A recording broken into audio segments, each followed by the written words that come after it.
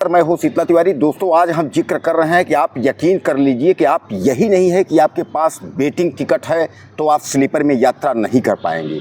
अगर आपके पास confirm ticket है तो भी आप यात्रा नहीं कर पाएंगे। जी हाँ, आज इस बात को आप कान खोल करके सुन लीजिए जो मैं आपको बता रहा हूँ। कन्फर्म टिकट के बावजूद अपनी सीट पर आप बैठ नहीं पाएंगे, क्योंकि रेलवे ने कह तो दिया है कि वेटिंग टिकट वालों को अब एंट्री नहीं है, यानी स्लीपर में वेटिंग टिकट वाले घुस नहीं पाएंगे। अगर वो घुसेंगे, वो पकड़े जाते हैं तो उनके ऊपर जो है जुर्माना सहित कार्रवाई होगी और अगले स्टेशन पर उनको उतार दिया जाएगा।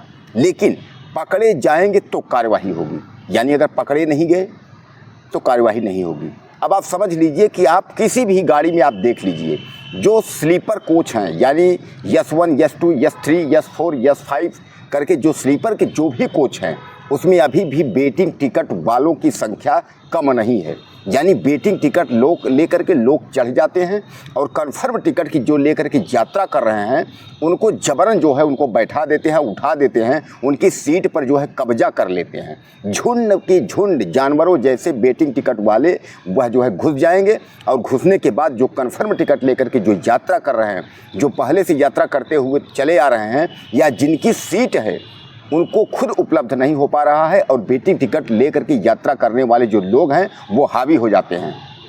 हालांकि मैं आपको बता दूं कि रेलवे इस पर कुछ भी नहीं कर पा रहा है, यानी रेलवे खुद परेशान है कि इसके लिए हम निजात पाने के लिए क्या करें।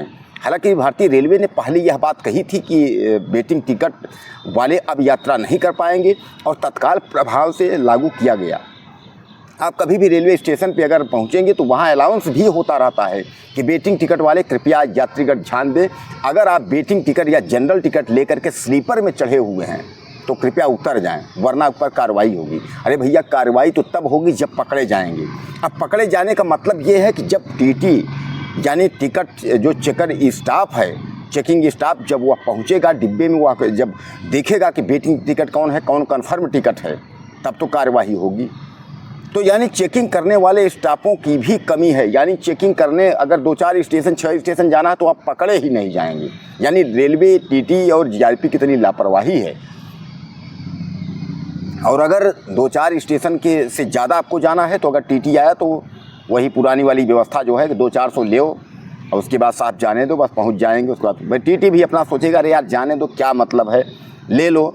200-400 टीटी लिया, जेब में डाला। जीआरपी वाला मिला आपको, जो है जीआरपी वाला कहा कहाँ जाना है, आपने बता दिया भैया मुंबई जाना है। जीआरपी वाला समझ गया कि यह गरीब तबके के लोग हैं और यह जो है जनरल का टिकट लेकर के या वेटिंग टिकट लेकर के स्लीपर में घुस गए हैं।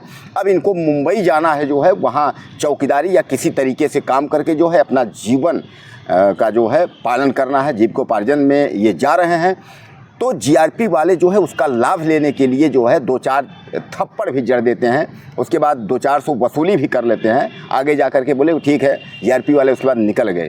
कहने का तात्पर्य यह है कि रेलवे की जो कर्मचारी हैं, जो ये लापरवाही इस तरीके की है कि टीटी और जीआरपी की लापरवाही की वजह से जो कन्फर्म टिकट लेकर के यात्रा करने वाले हैं वो परेशान हैं।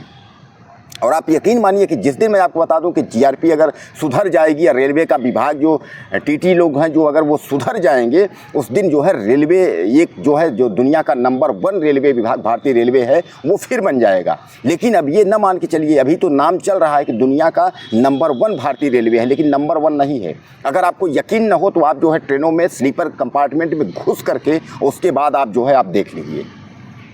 कहने का तात्पर्य यह है कि भारतीय रेलवे की भ्रष्टता को लेकर के अगर सवाल खड़े किए जाएंगे तो यह आप मान लीजिए कि 2014 के बाद से लेकर के जब से अच्छे दिन शुरू हुए हैं आप लोगों के, हमारे सबके अच्छे दिन जब से शुरू हुए हैं 2014 के बाद से, तब से जो है कई विभागों के साथ जो है रेलवे में भी जो है बम्पर भ्रष्टाचार है। अब भ्रष्टाचार की कोई सीमा नहीं है। अब अगर भ्रष्टाचार को रोकने की अगर कोई बात की जाए, अगर रेल मंत्री की अगर बात की जाए, प्रधानमंत्री की बात की जाए, तो समझ लीजिए कि रेल यात्रियों को सुविधा के लिए दावे तो बहुत बड़े बड़े किए जाते हैं। रेलवे स्टेशनों पे बहुत बड़े बड़े दावे होते हैं, अब ये हो रहा है, फलाना हो रहा है, ढिनका हो रहा है, ये हो रहा है, लेकिन कुछ भी नहीं है, ज़मीन पर कुछ भी नहीं है। और यह बात कोई जो है बोलने को तैयार नहीं है। अगर किसी से प्रश्न किया जाए, वह बोलने को तैयार नहीं है कि इसका जो है उपाय क्या है। इसका कोई उपाय नहीं है। उपाय इसलिए नहीं है कि सबको जो है अपनी जेबें भरनी है। देखिए, विभाग कोई भी हो, विभाग, हर विभागों में जो है घूसखोरी, जो भ्रष्टाचार है, यह बंद नहीं होगा, क्योंकि हमारे कुछ अनुयायी लोग आए, कुछ हमारे महामहिम लोग जो कि भ्रष्टाचार रोकने के लिए आए, लेकिन भ्रष्टाचार रोकते रोकते जो है वो खुद भ्रष्ट हो गए। यानी भ्रष्टाचार तो रोक नहीं पाए, लेकिन उन्होंने अपना भी जो है जेब और घर जो है वो भर लिया, काली कांच की गाड़ियों से जो है वो चलने लगे। यानी वो आए थे भ्रष्टाचार रोकने और यहाँ खुद बन गए जो है भ्रष्टाचारी। तो कहने का तात्पर्य यह है कि यह भ्रष्टाचार जो है वह रुकने वाला नहीं है।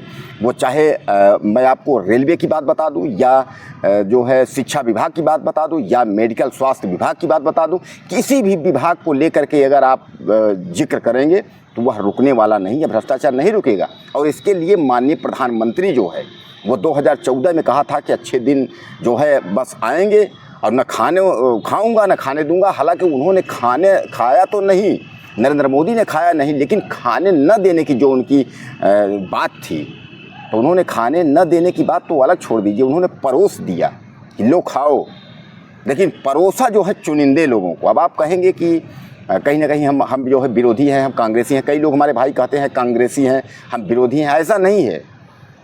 कारण यह है कि राहुल गांधी अगर रहेंगे, अगर देश के प्रधानमंत्री राहुल गांधी बनते हैं, तो उनकी भी इसी तरीके से खिंचाई होगी कि अगर देश में अगर इस तरीके का भ्रष्टाचार जो पनप रहा है और होगा, तो आज आप बता दीजिए कि इस समय जो है करीब 3 महीने से ज़्यादा हो गए हैं, देश में कोई भी आप paper, print media, electronic media, social media उठा के देखिए तो महिला जो सबका साथ सबका विकास था, अब महिला सशक्तिकरण पर जो कार्य चल रहा था, बेटी बचाओ बेटी पढ़ाओ पर जो कार्य चल रहा था, तो आप सोच लेंगे कि यह खाली जो है एक बनावटी रूपरेखा तैयार की गई थी और बेवकूफ़ बनाने के लिए तैयार की गई थी। ऐसा कुछ भी नहीं है।